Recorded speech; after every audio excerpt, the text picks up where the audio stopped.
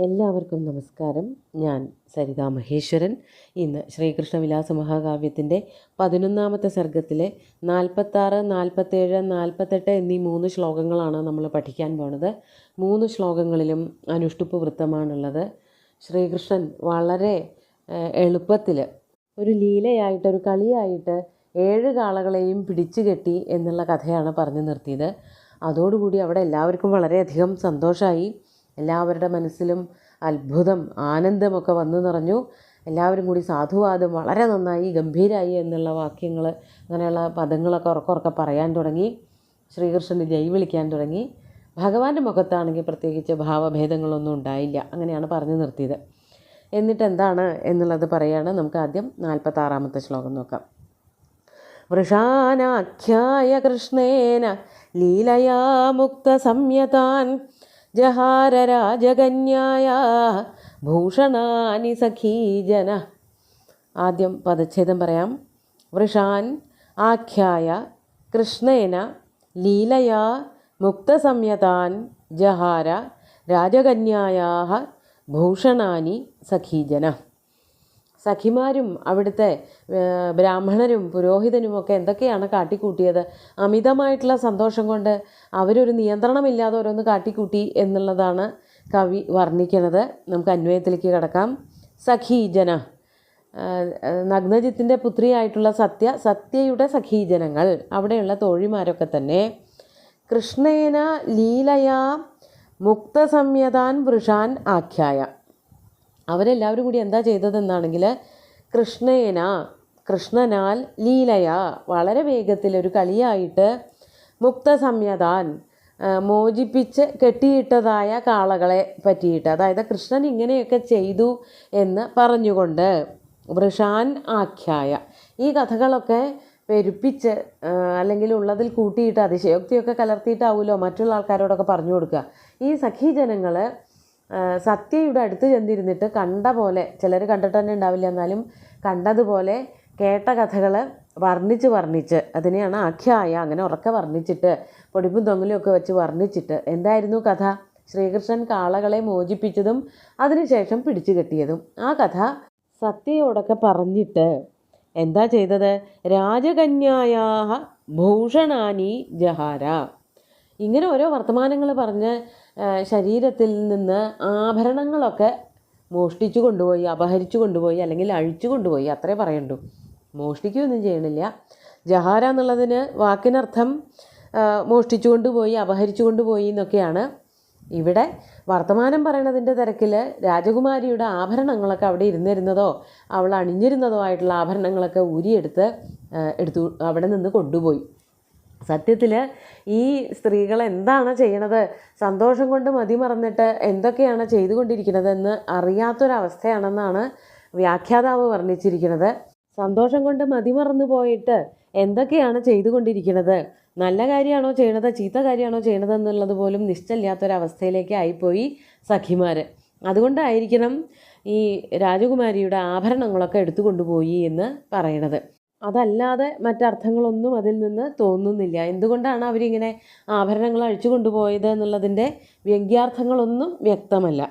ആഭരണങ്ങൾ അഴിച്ചു കൊണ്ടുപോകാൻ തക്കവണ്ണം മറ്റൊരു കാരണവുമില്ല. സന്തോഷം കൊണ്ട് മതിമറന്ന് ഓരോന്ന് കാട്ടിക്കൂട്ടുക എന്ന് മാത്രമേ അതിൽ നിന്ന് പറയാൻ പറ്റുള്ളൂ. അടുത്ത ശ്ലോകത്തിൽ പുരോഹിതൻ ചെയ്തിട്ടുള്ളതായ പ്രവൃത്തിയാണ്. രാജാവിൻ്റെ അടുത്ത് വന്നിട്ട് പുരോഹിതൻ എന്തൊക്കെയോ ചെയ്തു, അതും ഈ സന്തോഷം കൊണ്ട് ഓരോന്ന് കാട്ടിക്കൂട്ടുന്നതാണ് എന്ന് തന്നെയേ വ്യാഖ്യാനിക്കാൻ പറ്റുള്ളൂ. നമുക്ക് 47ാമത്തെ ശ്ലോകം നോക്കാം. വിപ്രൈരുത്ക്ഷിപ്തവാസോഭി സഹാഗത്യ പ്രിയം വദൻ ജഹാര ഭൂപതേരംഗാദുത്തരീയം പുരോഹിത. ആദ്യം പദച്ഛേദം പറയാം. വിപ്രൈഹി ഉത്ക്ഷിപ്തവാസോഭി സഹ ആഗത്യ പ്രിയം വദൻ ജഹാര ഭൂപതേഃ അംഗാദ് ഉത്തരീയം പുരോഹിത. പുരോഹിതൻ എന്താണ് ചെയ്തത് എന്ന് കവി വർണ്ണിക്കുകയാണ്. പുരോഹിത ഉത്ക്ഷിപ്തവാസോഭി വിപ്രൈഹി സഹ ആഗത്യ. പുരോഹിതനാകട്ടെ ഉത്ക്ഷിപ്തവാസോഭി, ഉത്ക്ഷിപ്തം എന്ന് വെച്ചാൽ മുകളിലേക്ക് എറിഞ്ഞ വസ്ത്രങ്ങളോട് കൂടിയവർ, സന്തോഷം കൊണ്ട് അണിഞ്ഞിരുന്ന വസ്ത്രങ്ങളൊക്കെ ഊരി മുകളിലേക്ക് ഇടുക. അതൊക്കെ ഓരോ നാട്ടിൻപുറത്തെ ചില പരിപാടികളാണ്. സന്തോഷം വരുമ്പോൾ ഉടുത്തിരിക്കുന്ന വസ്ത്രങ്ങളൊക്കെ വലിച്ചൂരി മുകളിലേക്ക് എറിയുക എന്നുള്ളതൊക്കെ ഓരോ തരം പ്രകടനങ്ങളാണ്. അത് മാത്രമേ വിചാരിക്കാനുള്ളൂ. അപ്പം അങ്ങനെ ബ്രാഹ്മണർക്കൊക്കെ സന്തോഷമായി. രാജകൊട്ടാരത്തിലൊരു വലിയ വിവാഹം വരാൻ പോവുകയാണ്. തങ്ങളുടെ രാജകുമാരിയെ ശ്രീകൃഷ്ണൻ വിവാഹം കഴിക്കാൻ പോവുകയാണ് എന്നുള്ളതിൻ്റെയൊക്കെ ഒരു ആഹ്ലാദ പ്രകടനമായിട്ട് വിപ്രൈഹി ബ്രാഹ്മണരാൽ അവരെന്താ ചെയ്തത്? ഉത്ക്ഷിപ്തവാസോഭി വിപ്രൈഹി, അത് വിപ്രന്മാരുടെ വിശേഷണമായിട്ടാണ് കൊടുത്തിരിക്കുന്നത്. വിപ്രന്മാരാകട്ടെ തങ്ങൾ ഉടുത്തിരിക്കുന്നതായ വസ്ത്രം ഊരി മേൽപോട്ടെറിഞ്ഞുകൊണ്ട് അങ്ങനെയാണ് സന്തോഷം പ്രകടിപ്പിച്ചത്. അവരുടെ കൂടെ വന്നവനായിട്ടുള്ള പുരോഹിതനും ബ്രാഹ്മണൻ തന്നെയാണല്ലോ. അതാണ് വിപ്രൈഹി സഹ ആഗത്യ, ബ്രാഹ്മണരോടുകൂടി വന്നവനായിട്ടുള്ള ആദ്യം പറഞ്ഞു പുരോഹിതൻ. പ്രിയംവദൻ, രാജാവിനോട് വളരെ ഭംഗിയായിട്ട് വളരെ രസകരമായിട്ടുള്ള ഈ കാര്യങ്ങൾ, അതായത് ശ്രീകൃഷ്ണൻ തന്നെയാണ് ഇനി രാജകുമാരിയെ വിവാഹം കഴിക്കാൻ പോണത്, ഇനി വിവാഹത്തിന് വേണ്ടുന്ന ഒരുക്കങ്ങൾ, ഇതിനെ പറ്റിയിട്ടൊക്കെ വളരെ ആഹ്ലാദഭരിതനായിട്ട് പറഞ്ഞും കൊണ്ട് ഭൂപതേഹേ അങ്കാത്, ഭൂപതിയുടെ തോളത്തിട്ടിരുന്നതായ ഉത്തരീയം ജഹാര, ഉത്തരീയം എടുത്തുകൊണ്ടുപോയി. അപ്പോൾ വർത്തമാനം പറയുമ്പോൾ ഇങ്ങനെ വസ്ത്രങ്ങളിലൊക്കെ കയറി പിടിച്ച് വർത്തമാനം പറയുന്നൊരു രീതിയുണ്ട്. ഏറ്റവും അടുത്ത ആൾക്കാരാണ് അങ്ങനെയൊക്കെ ചെയ്യുക. വസ്ത്രങ്ങളിൽ സ്പർശിച്ചുകൊണ്ട്, ശരീരത്തിൽ സ്പർശിച്ചുകൊണ്ടൊക്കെ സംസാരിക്കണമെങ്കിൽ ഒരുപാട് വളരെയധികം അടുപ്പമുള്ളവർ അവർ മാത്രമേ ചെയ്യുള്ളൂ. അല്ലെങ്കിൽ ഒരു അകന്നിരുന്ന് കുറച്ചൊരകലം പാലിച്ചിട്ടാണല്ലോ സംസാരിക്കുക. പ്രത്യേകിച്ച് ഇവിടെ ഒരു ആഹ്ലാദഭരിതമായിട്ടുള്ളൊരു അന്തരീക്ഷം കൂടിയുണ്ട്. അതുകൊണ്ട് ഈ പുരോഹിതൻ വന്ന് നഗ്നജിത്തിനോട് സംസാരിച്ചു കൊണ്ടിരിക്കുമ്പോൾ തന്നെ ഈ വർത്തമാനത്തിൻ്റെ സന്തോഷം കാരണം തോളത്തിട്ടിരുന്നതായ ഉത്തരീയം അംഗവസ്ത്രം അതും എടുത്തുകൊണ്ടുപോയി എന്നാണ് പറയണത്.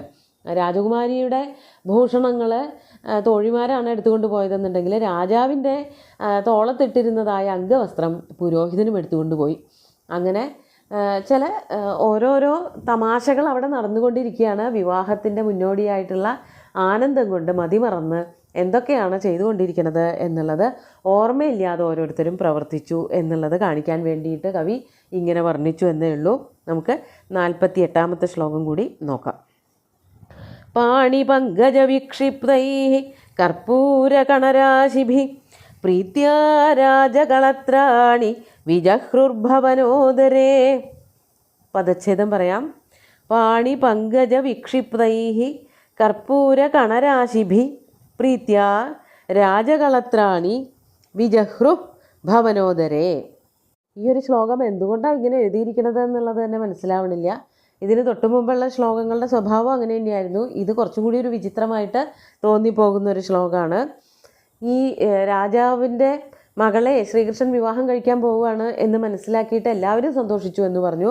അതോടൊപ്പം തന്നെ രാജാവിൻ്റെ പത്നിമാർ, അവിടെ കുറേ പേര് ഭഗവാൻ കാളകളെ അഴിച്ചുവിടാനും കെട്ടാനും ഒക്കെ പോകാൻ വേണ്ടി പുറപ്പെട്ടപ്പോൾ അത് കണ്ടുകൊണ്ടിരുന്ന രാജകളത്രങ്ങളെ പറ്റിയിട്ട് അവിടെ പറഞ്ഞിരുന്നു.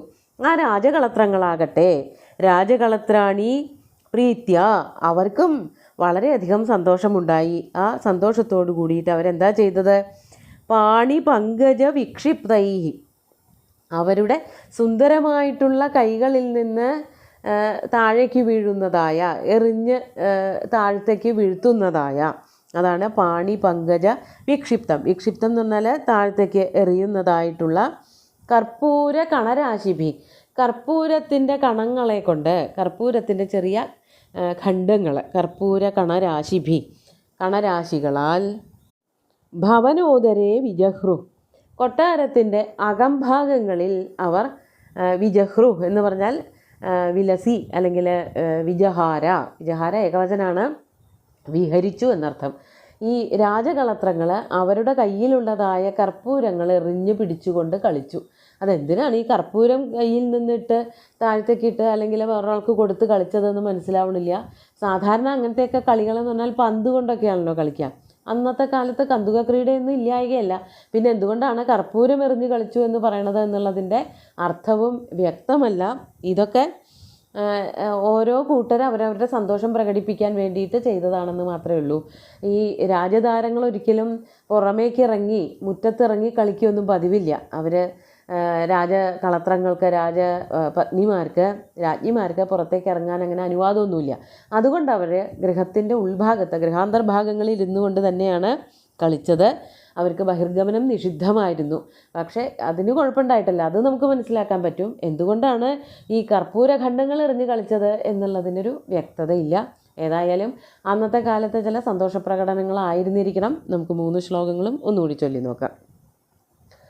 വൃഷാനാഖ്യായ കൃഷ്ണേന ലീലയാ മുക്തസംയതാൻ ജഹാര രാജകന്യായ ഭൂഷണാനി സഖീജന വിപ്രൈരുത്ക്ഷിപ്തവാസോഭി സഹാഗത്യ പ്രിയം വദൻ ജഹാര ഭൂപതേരംഗാദുത്തരീയം പുരോഹിത പാണിപങ്കജവിക്ഷിപ്തൈ കർപ്പൂരകണരാശിഭി പ്രീത്യാ രാജകളത്രാണി വിജഹ്രുർഭവനോദരേ. ഈ കളികൾ വർണ്ണിച്ചു കൊണ്ടിരിക്കുന്നതായിട്ടുള്ള 3 ശ്ലോകങ്ങളും ഭഗവാന്റെ കാൽക്കൽ അർപ്പിച്ചുകൊണ്ട് ഗുരുവായൂരപ്പനെ സാഷ്ടാംഗം നമസ്കരിച്ചുകൊണ്ട് എല്ലാവർക്കും ശുഭദിനം നേർന്നു നിർത്തട്ടെ. നന്ദി.